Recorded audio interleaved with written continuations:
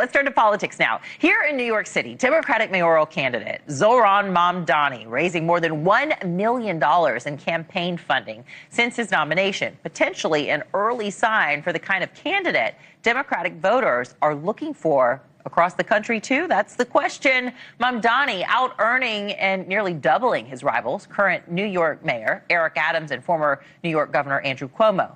We'll take a listen to the city's Republican candidate, Curtis Sliwa, on News Nation earlier.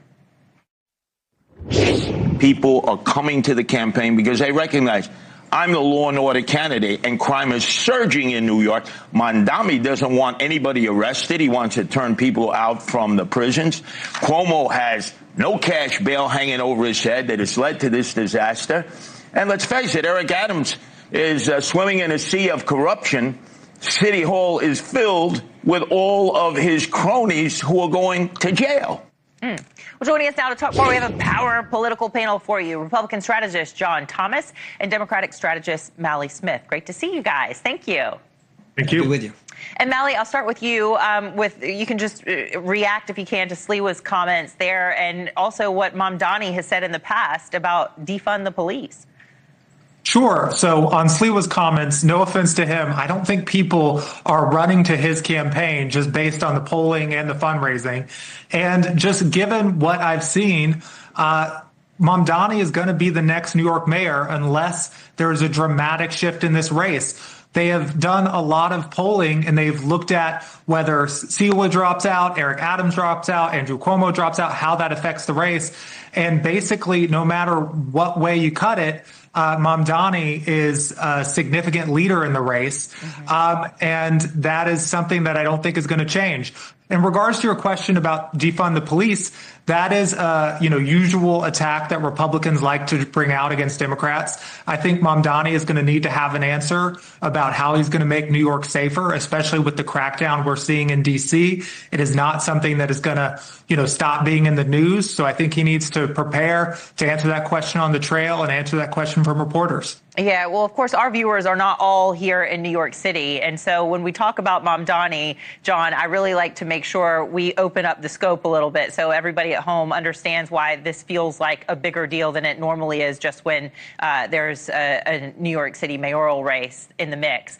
Mamdani is currently ahead in the polls pretty significantly, and he's reportedly raised twice as much as Cuomo, as we saw there. But most of the socialist donations actually came from outside of New York. So what does that say to you, John? Well, first, I have to say I pretty much agree with Mally's analysis here. He's spot on.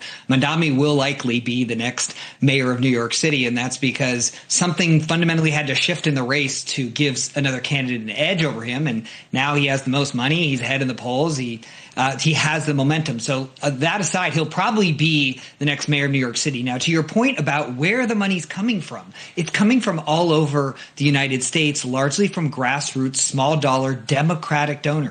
And so here's where we need to read the tea leaves for broader implications. It's that New York City mayor's race may just be a microcosm for the upcoming midterm cycle and presidential campaign that's already kind of taking shape on the Democratic side. The intensity, including money and polling, seems to be for the hard left. And that should give pause to Democrats, not because that doesn't mean that an AOC can't be their nominee. It's because an AOC-type figure is probably unelectable in a general election. So if Democrats want to recapture power next cycle, they're going to have to do something different than they're doing now. Yeah, look, Mamdani calls himself a democratic socialist, but Republicans are calling him a communist. And in a general election, as you say, that normally does happen in the primaries, that they are sort of painted in their corners and then they start whittling their way back to the middle so they can try to court middle-of-the-road voters. But wow, what does it say when you've got Mamdani with so much steam here? If we can, let's turn now to another rivalry brewing. California Governor Gavin Newsom going head-to-head with President Trump, trolling him and mimicking Trump on social media. Let's listen to what J.D. Vance had to say in response. Stop sounding like crazy people. That really is all it is. I mean, this idea that Gavin Newsom is somehow going to mimic Donald Trump's style, I think that ignores the fundamental genius of President Trump's political success, which is that he's authentic. He just is who he is. You've got to be yourself. You've actually got to talk to people honestly about the issues. I don't think it's that complicated. Don't be a crazy person. Be authentic. If the Democrats did that, they'd do a hell of a lot better. Mally, what do you make of it with Gavin Newsom? He's at the bottom of his X's. He's saying things after putting everything in capital letters. He says, "Thank you, attention for this matter," similar to what Donald Trump does.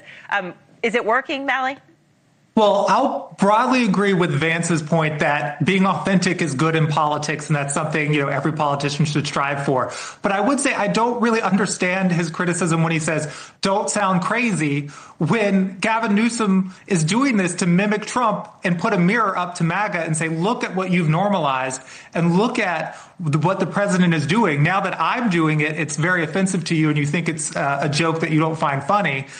So I don't really understand Vance's point there, or he's missing it altogether. But I do think Newsom, I don't know if this shtick lasts all the way to a potential presidential run, but it has certainly found a way to get folks talking on conservative media and conservative networks.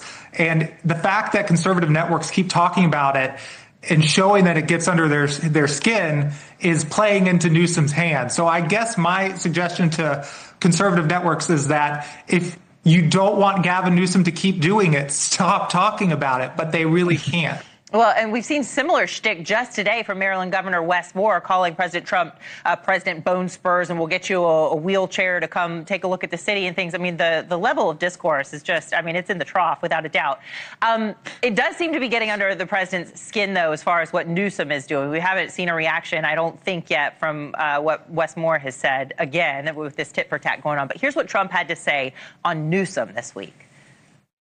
The governor's incompetent. Gavin, I know Gavin very well. He's an incompetent guy with a good line of and he doesn't get the job done. John, do you think Trump and Vance are playing into the governor's hand here? Well, sure, but it's tricky when the press corps is asking the president for his reaction, in a live event, for him not just to ignore, he's not going to dodge the question. Right. But I think that the takeaway here on the Newsom thing is, first of all, I just don't know what Newsom actually believes. One day it's when we go low, they go high, and he feigns disdain for the president's rhetoric, and now he's mimicking the president's rhetoric. But before that, it was just he was on a moderate podcast going middle of the road. Now he's on the left. I can't quite get what he's for or what he's against, and I think that'll come to haunt him as we go into the Democratic presidential cycle. But really, what he's doing right now is just chasing attention. And I guess if that is Newsom's metric for success, I suppose he's successful, but I think it'll end up haunting him as the primary starts taking shape for president. Oh, yeah. Well, look, you need it. If you want to run for president, you got to have some momentum. You got to have some oxygen behind you. We know those are his aspirations. And Kamala Harris has just announced a 15-city book tour as well. Wonder how that'll shake out and what her aspirations are. We're not sure. She's not running for governor, though, she says. Thanks for joining us, Republican strategist John Thomas, Democratic strategist Mally Smith. Great to see you.